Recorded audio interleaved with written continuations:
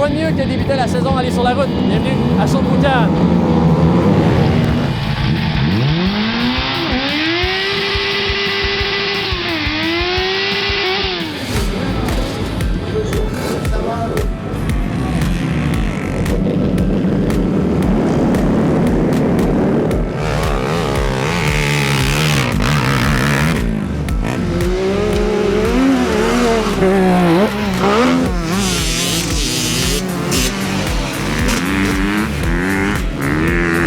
Alors, cette semaine, nous sommes avec Jessica Brochu. Salut, ça va? Salut, ça va bien, oui? Yes. Alors, on est ici, dans un terrain Team Breton, officiellement pour des courses à Sainte-Sophie d'Halifax. C'est organisé par Team Breton, justement. C'est vous, ça? Oui, c'est ça. Alors, c'est quoi un peu les courses qu'il y a ici? Dans le fond, on a organisé des courses vraiment VTT, motocross, side-by-side. OK. T'as autant des petits qui vont commencer de 4 ans jusqu'à des adultes d'une cinquantaine d'années. OK. C'est vraiment le fun, ça touche tout le monde, puis c'est intéressant. C'est accessible, là. Les gens ils arrivent ici, ils ont un motocross, un VTT, ils s'inscrivent, ils appellent à l'avance, ils peuvent s'inscrire ou peuvent s'inscrire le matin même, et puis je peux participer à la course. Oui, aucun problème. Tant que les personnes aient leur équipement de base là, nécessaire pour la sécurité, qu'ils aient leur véhicule, ils peuvent s'inscrire puis venir profiter de la journée avec nous. Ah, ça, c'est super. Alors, le terrain ici, c'est quand même un beau terrain. On est allé parler avec deux personnes qu'on va voir dans l'entrevue tantôt. Très belle course, très beau terrain. Qu'est-ce que tu en penses, justement, de ton beau terrain? Bien, on est vraiment fiers, on a une belle place. Ouais. Les gens, ils l'aiment parce que le terrain il est en pente. C'est un terrain naturel avec des pentes, tout. un petit peu de saut, des estrades. Ils ont une super de belle vue. Vous voyez la vue au loin, les bois, les éoliennes, tout. C'est vraiment une belle place, on est bien contents.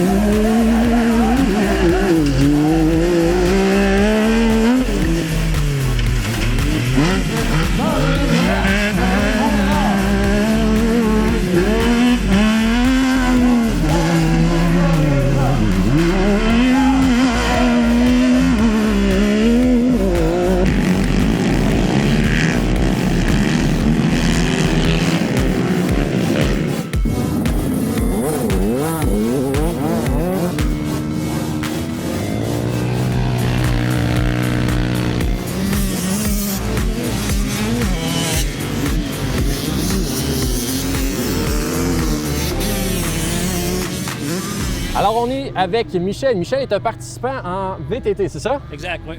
Alors, Michel, c'est quoi la piste aujourd'hui? Comment tu la trouves, la piste? La piste, c'est un circuit qui est naturel, avec tous les dénivelés du terrain. On a su optimiser là, le parcours là, avec le champ qu'on avait là, pour la journée. La piste est parfaite et incroyable. Moi, toi, tu cours dans quelle catégorie? Je cours dans le 30 ans et plus, interpro, puis la classe professionnelle. Parfait. Puis les autres coureurs, ça a de l'allure? Oh, oui, le calibre il est fort. Pour la finale en pro, là, on est 5, on ne sait pas c'est quel des 5 qui va finir en avant sur le podium. Bien, on te souhaite une fichue belle journée. Merci. Et bonne chance dans ta course. Merci, merci.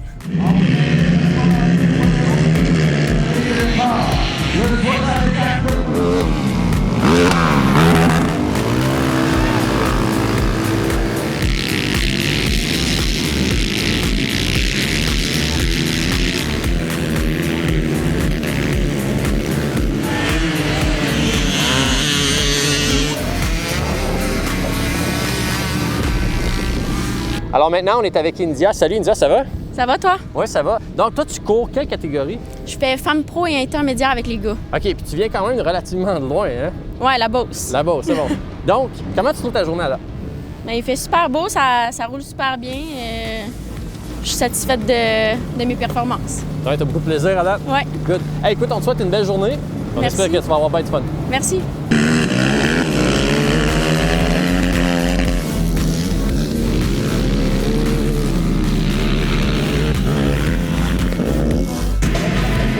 Et là, c'est elle que son frère regarde par la fenêtre. Là.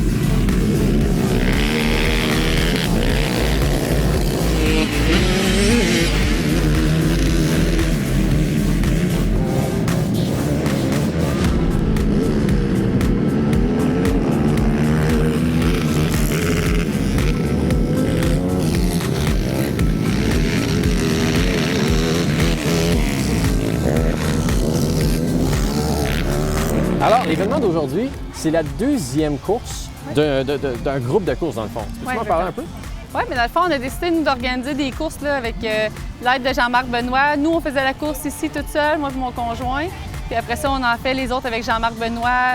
Puis lui, il en fait chez eux au travers de ses courses d'auto aussi. Il fait les autos le samedi, puis le dimanche, on va faire des courses de VTT obstacles. Okay. On a décidé de faire ça pour essayer de faire un petit peu plus de courses pour les gens du VTT. Il n'y en avait pas beaucoup, puis on voulait y aller avec des courses, avec des bourses à remettre aux coureurs parce qu'ils méritent vraiment. Puis en même temps, pour mes enfants, j'ai deux petits gars qui aiment vraiment courir. Oui, qui sont avec nous d'ailleurs. Oui, ils sont avec nous. J'ai Jérémy ici. Puis Anthony. Il est caché quelque part. Oui, Jérémy, il va avoir 10 ans bientôt, puis Anthony vient d'avoir 8 ans, puis il course déjà depuis l'âge de 3 ans, fait que ils sont vraiment bons. Ah, c'est pas une course dans quoi, tes enfants? Anthony, il course dans les classes de mini. Jérémy fait le mini aussi, puis ils viennent de commencer avec un 400. Fait qu'il course dans des classes de grands en 400 aussi. 400, c'est quand même, ça va vite pour les gens de son âge. Ça va vite, c'est épeurant pour la mère. Dans le fond, la course aujourd'hui, il y a des professionnels. Peux-tu nous en nommer quelques-uns juste avant qu'on termine ça? On a deux classes de pros dans les VTT. On a la classe de femmes VTT Pro qui a Andy Diajaf. Il y a Laurie Boissonneau, j'ai Joanie Lacasse, puis il y en a quelques autres, Sarah Maud René. Et puis dans les VTT hommes pro, on a Michel Caplette, Gaétan Laroche, Olivier Prince, puis Justin Ouellette, puis quelques autres aussi là, qui se démarquent dans le monde du VTT depuis déjà plusieurs années. Merci beaucoup, puis je te souhaite une très belle journée ici. Merci beaucoup. Bye bye.